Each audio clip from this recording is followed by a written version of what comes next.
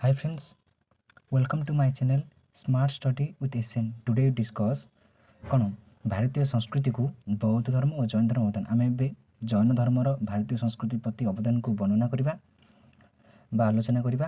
ସେଗୁଡ଼ିକ ହେଲା ଯଥା ଦେଖି ଖ୍ରୀଷ୍ଟପୂର୍ବ ଷଷ୍ଠ ଶତାବ୍ଦୀରେ ଭାରତୀୟ ତଥା ଏସୀୟ ଧର୍ମ ଜଗତରେ ଏକ ପରିବର୍ତ୍ତନୀୟ ଓ ନବଜାଗରଣ ଦେଖାଯାଇଥିଲା। ଏହି ସମୟରେ ଭାରତର ମହାବୀର ଜୈନ ଓ ଗୌତମ ବୁଦ୍ଧ ଯଥାକ୍ରମେ ଜୈନ ଓ ବୌଦ୍ଧ ଧର୍ମର ପ୍ରଚାର କରିଥିଲେ। ଭାରତୀୟ ସଂସ୍କୃତିକୁ ଉଭୟ ଗୁରୁତ୍ୱପୂର୍ଣ୍ଣ ଅବଦାନ ରହିଛି। ଆଜି ଆମେ ଜୈନ ଧର୍ମର ଅବଦାନ ବିଷୟରେ ଦେଖିବା। ତ ଜୈନ ଧର୍ମର ଭାରତୀୟ ସଂସ୍କୃତିକୁ ଅବଦାନ ଫାଷ୍ଟ କ'ଣ ନା ଜୈନ ଧର୍ମର ସାହିତ୍ୟ ଓ ଆଞ୍ଚଳିକ ଭାଷାର ବିକାଶ। କ'ଣ ସେଗୁଡ଼ିକ ହେଲା ଜୈନ ଧର୍ମ ପୂର୍ବରୁ ପୁସ୍ତକ ଗୁଡ଼ିକ ସଂସ୍କୃତ ଅଥବା ପାଲି ଭାଷାରେ ଲେଖାଯାଉଥିଲା। ଅର୍ଥାତ୍ ଜୈନ ଧର୍ମ ପୂର୍ବରୁ ଯେଉଁ ସବୁ ଭାଷା ମାନେ ପୁସ୍ତକ ଗୁଡ଼ିକୁ ସଂସ୍କୃତ କିମ୍ବା ପାଲି ଭାଷାରେ ଲେଖାଯାଉଥିଲା। ଜୈନ ଧର୍ମର ପ୍ରଚାରକମାନେ ସେମାନଙ୍କର ଧର୍ମଗ୍ରନ୍ଥଗୁଡ଼ିକୁ ଆଞ୍ଚଳିକ ଭାଷାରେ ଲେଖିବା ଫଳରେ ସେମାନେ କ'ଣ ଏବଂ ମହାବୀର ନିଜେ ଅର୍ଦ୍ଧମାଗଧୀ ଭାଷାରେ ନିଜର ଧର୍ମ ପ୍ରଚାର କରିବା ଯୋଗୁଁ ଆଞ୍ଚଳିକ ଭାଷାଗୁଡ଼ିକର ବିକାଶରେ ସହାୟକ ହୋଇଥିଲା।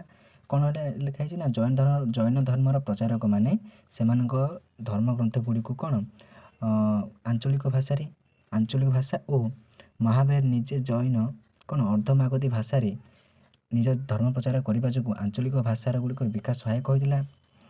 ତାପରେ ଜୈନମାନେ ଧାର୍ମିକ ସାହିତ୍ୟ ବ୍ୟତିରେକ ବ୍ୟାକରଣ ହେଲା ଶବ୍ଦକୋଷ ପ୍ରଣୟନ ଏବଂ ଗଣିତ ଭଳି ବୈଷୟିକ ଶିକ୍ଷା ଉପରେ ମଧ୍ୟ ସାହିତ୍ୟ ସର୍ଜନା କରିଥିଲେ। ତାପରେ ଦେଖିବା ଜୈନ ଧର୍ମର ନୈତିକ ଆଦର୍ଶ। ନୈତିକ ଜୀବନ ଏବଂ ସଦାଚାର ଗୁଣବତ୍ତାକୁ ଶକ୍ତିଶାଳୀ କରିବାରେ ଜୈନ ଧର୍ମର କ'ଣ ଯଥେଷ୍ଟ ଅବଦାନ ରହିଛି। ମନ୍ଦ କର୍ମର ଅନୁପ୍ରବାହ ରୋକିବା ନିମନ୍ତେ ଜୈନମାନେ କ'ଣ ଉଭୟ ବାହ୍ୟ ଓ ଆଭ୍ୟନ୍ତରୀଣ କ୍ଷମତା ଉପରେ ଗୁରୁତ୍ୱ ଦିଅନ୍ତି। ଜୈନମାନଙ୍କର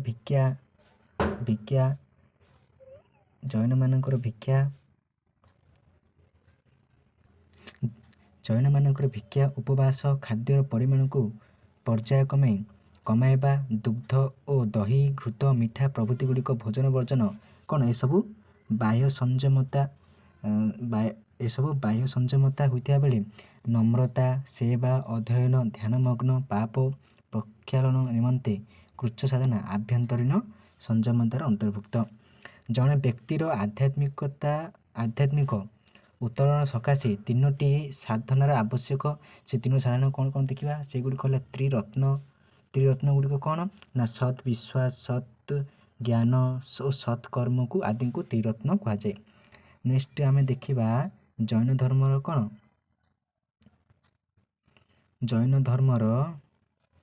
ଜୈନମାନେ କ'ଣ ଅହିଂସାରେ ବିଶ୍ୱାସ ରଖନ୍ତି। ଏପରିକି କ୍ଷୁଦ୍ରାତି କ୍ଷୁଦ୍ର କୀଟ ପତଙ୍ଗମାନଙ୍କ ପ୍ରତି ଏମାନେ ଅହିଂସା ଆଚରଣ କରନ୍ତି, ଯାହାକି ଭାରତ ସଂସ୍କୃତିକୁ ଏକ ଗୁରୁତ୍ୱପୂର୍ଣ୍ଣ ଅବଦାନ ଅଟେ।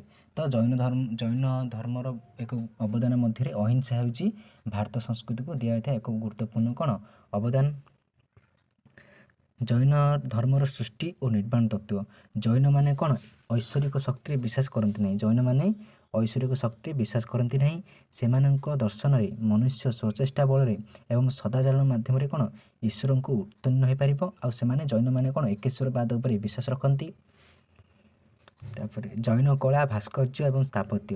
ଜୈନ କଳା ଭାସ୍କର୍ଯ୍ୟ ଏବଂ ଚିତ୍ରକଳା କ୍ଷେତ୍ରରେ ଜୈନମାନେ ସ୍ୱତନ୍ତ୍ର ଅବଦାନ ରହିଛି। ସେଗୁଡ଼ିକ କ'ଣ ଦେଖିବା ଚିତ୍ରକଳାରେ ଜୈନମାନେ କ'ଣ ସୁନେଲି ଏବଂ ଉଜ୍ଜ୍ୱଳ ରଙ୍ଗ ବ୍ୟବହାର କରୁଥିଲେ। ସେମାନେ ତାଙ୍କ ଧର୍ମଗ୍ରନ୍ଥକୁ ବିଭିନ୍ନ ନାନା ଆକର୍ଷଣରେ ଚିତ୍ର ମାଧ୍ୟମରେ ପ୍ରକାଶ କରୁଥିଲେ। ହେଲା ସେମାନେ ନିଜ ଧର୍ମଗ୍ରନ୍ଥ ଗୁଡ଼ିକୁ ବିଭିନ୍ନ ଆକର୍ଷଣୀୟ ଚିତ୍ର ମାଧ୍ୟମରେ ମଧ୍ୟ ପ୍ରକାଶ କରିଥିଲେ। ସେ ଚିତ୍ର ଗୁଡ଼ିକ କ'ଣ ସୁନେଲି ଏବଂ ଉଜ୍ଜ୍ୱଳ ରଙ୍ଗର ବ୍ୟବହାର କରିକି। ଭାସ୍କର୍ଯ୍ୟରେ ମଧ୍ୟ ଜୈନମାନେ ବହୁ ଉଚ୍ଚକୋଟୀର ଅକ୍ଷୟ କୀର୍ତ୍ତି ସ୍ଥାପନ କରି ଉତ୍କର୍ଷତା ପ୍ରତିପାଦନ କରିଛନ୍ତି। ଯଥା ମଧ୍ୟପ୍ରଦେଶର ବିଦିଶା ନିକଟବର୍ତ୍ତୀ ଉଦୟଗିରି, ମହାରାଷ୍ଟ୍ର ଏଲୋରା, ଓଡ଼ିଶାର ଉଦୟଗିରି ହାତୀଗୁମ୍ଫା, ହେଲା ବିହାରର ପାର୍ଶ୍ୱନାଥ ପର୍ବତ ପାବାପୁରୀ ଇତ୍ୟାଦି କ'ଣ ଜୈନ ଭାସ୍କର୍ଯ୍ୟର ଏକ ଉଦାହରଣ। କଳିଙ୍ଗ ସମ୍ରାଟ ଖାରବେଳଙ୍କ ସମୟରୁ ଅଧୁନା ଭୁବନେଶ୍ୱର ଉପକଣ୍ଠରେ ସ୍ଥିତ ଖଣ୍ଡଗିରି ଉଦୟଗିରି ପ୍ରସ୍ତର ଗାତରେ ଖୋଦିତ ଜୈନ ମୂର୍ତ୍ତି, ସେହିପରି ମଥୁରା ପୂର୍ବବଙ୍ଗ ମଧ୍ୟପ୍ରଦେଶ ରାଜସ୍ଥାନ ଆଦିରେ ଥିବା ଜୈନ ମୂର୍ତ୍ତି ଗୁଡ଼ିକ କ'ଣ ଜୈନ ସ୍ଥାପତ୍ୟର ଜ୍ୱଳନ୍ତ ଉଦାହରଣ।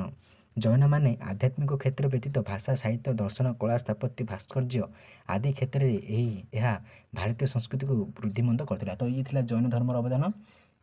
ନେକ୍ସଟ ଆମେ ଡିସ୍କସନ୍ କରିବା କ'ଣ ମୌର୍ଯ୍ୟ ଶାସନ ଉପରେ। ଯଦି ଆପଣଙ୍କୁ ବୌଦ୍ଧ ଧର୍ମର ଭାରତୀୟ ସଂସ୍କୃତିକୁ ଅବଦାନର କିଛି ନୋଟ୍ସ ଦରକାର ତ କମେଣ୍ଟ ମାଧ୍ୟମରେ ମୋତେ ସେଣ୍ଡ କରନ୍ତୁ, ମୁଁ ଏଥିପ୍ରତି ଭିଡ଼ିଓ ବନେଇବି।